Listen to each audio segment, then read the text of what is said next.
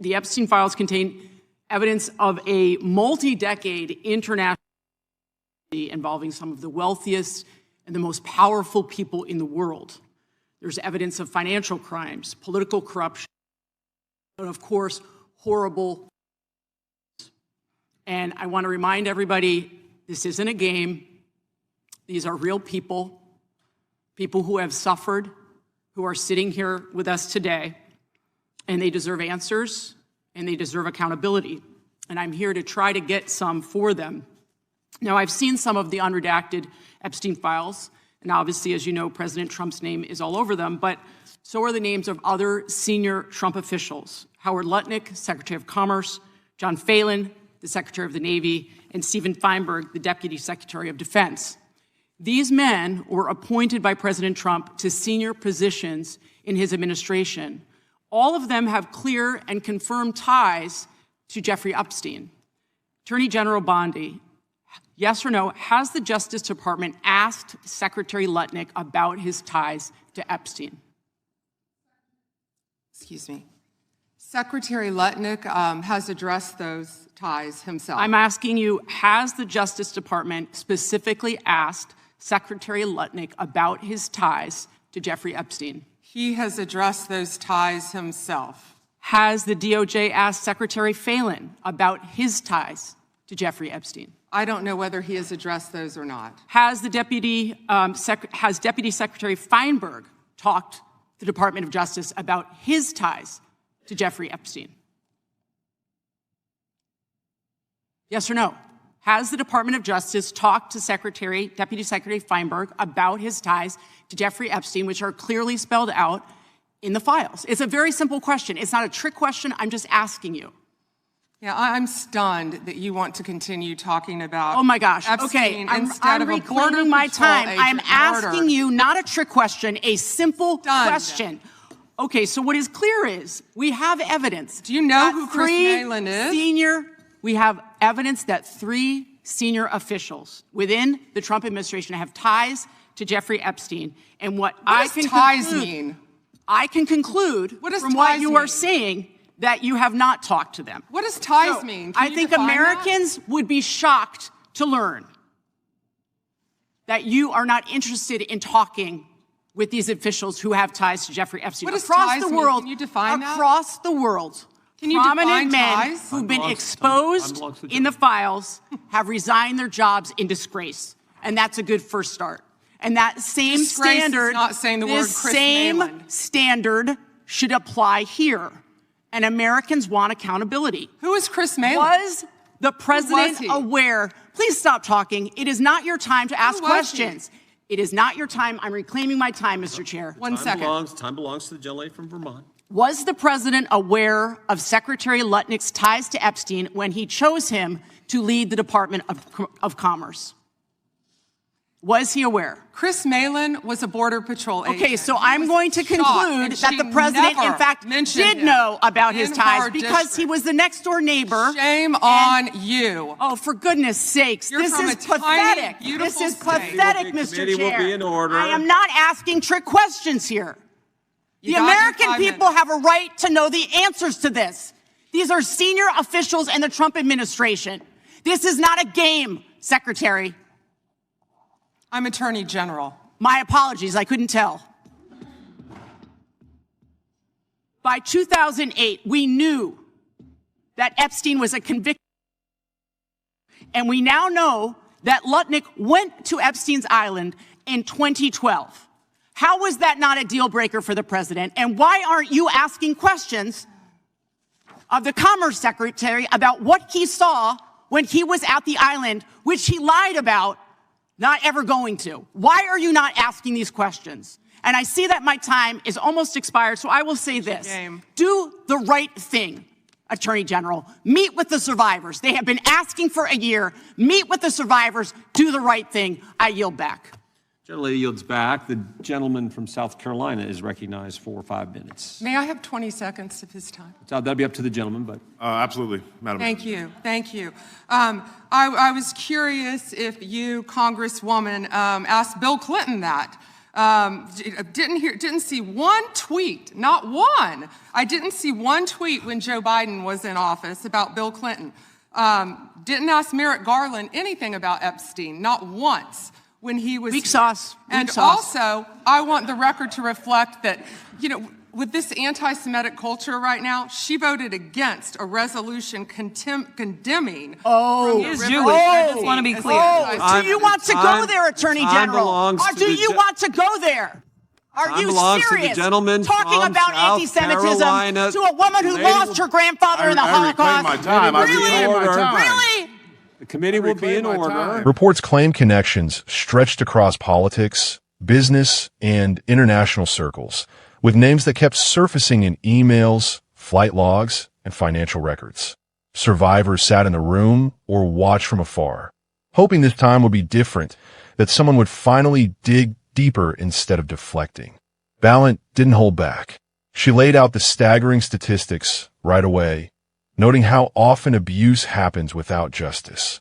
She described the Epstein case as a symbol of a broken system, one where evidence of financial schemes, influence peddling, and exploitation piled up, yet accountability felt elusive.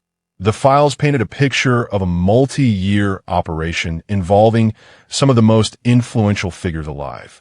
But Balint zeroed in on something more immediate: the names of senior officials in the current administration listed in those documents. She wanted straight answers from Bondi, and she wasn't getting them. The back and forth grew heated fast. Balint asked directly whether the Justice Department had questioned Howard Lutnick, the Commerce Secretary, about his documented links to Epstein. Bondi responded that Lutnick had addressed the matter publicly, but Balint pushed for a simple yes or no. Had investigators sat down with him? The same went for Navy Secretary John Phelan and Deputy Defense Secretary Stephen Feinberg. Each time, Bondi sidestepped or said she didn't have details on the spot. Balint's frustration boiled over. She reclaimed her time repeatedly, insisting these weren't trick questions. These were men appointed to high posts, with ties spelled out in black and white across thousands of pages. Why wasn't the DOJ digging into what they knew, what they saw, and when they saw it? Lutnick's situation stood out in particular.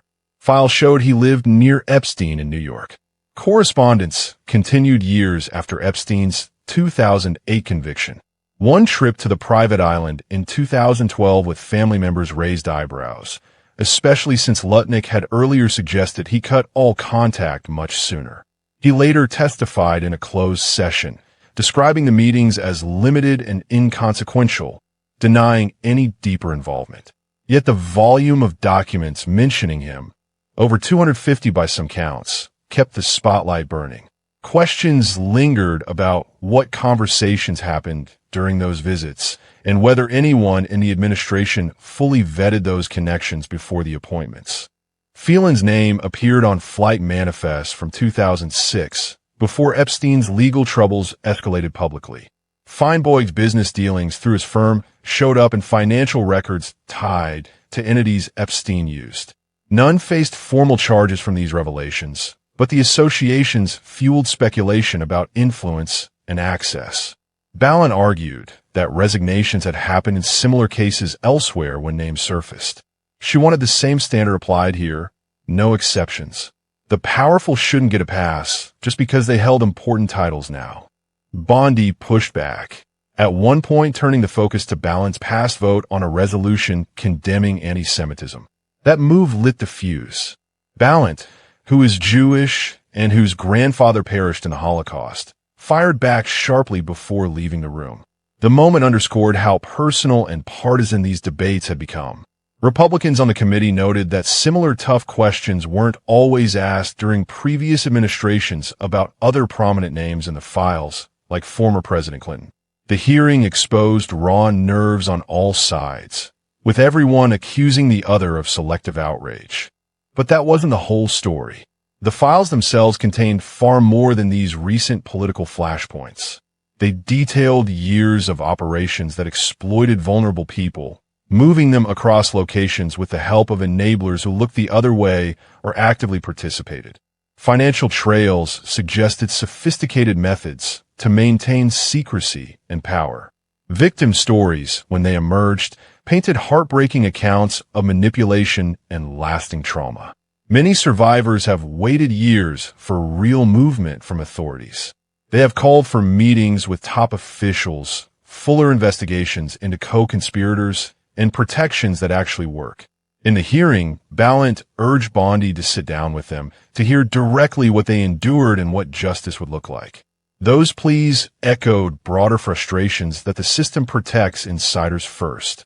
As more documents trickle out through court orders and ongoing reviews, fresh details keep emerging. Rumors suggest additional high-profile connections that could surface soon, though much remains unverified and under review.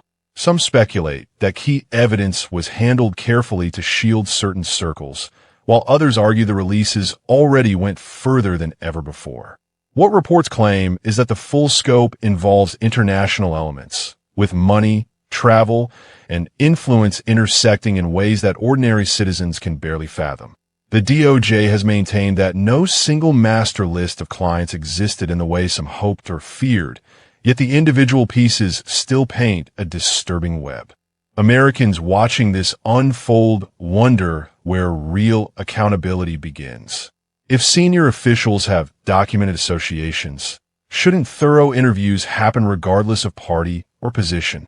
Should presidents know the full backgrounds of those they appoint to critical roles like commerce, defense, and the military? These aren't abstract policy debates. They touch on trust in government, the rule of law, and whether victims of serious crimes can ever expect fairness when the accused have resources and connections. The hearing also revived older questions about Epstein's own end and the circumstances around it. Many still doubt the official narrative, pointing to inconsistencies in security and timing. While speculation runs hot online, official reviews have stuck to certain conclusions. Still, the lack of deeper probes into potential enablers keeps fueling distrust. Bondi defended the department's efforts, citing massive document productions and a commitment to transparency. Critics countered that redactions, delays, and selective focus undermine that claim.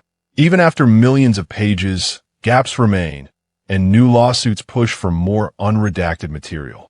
What happened next in the political fallout extended beyond that single hearing room.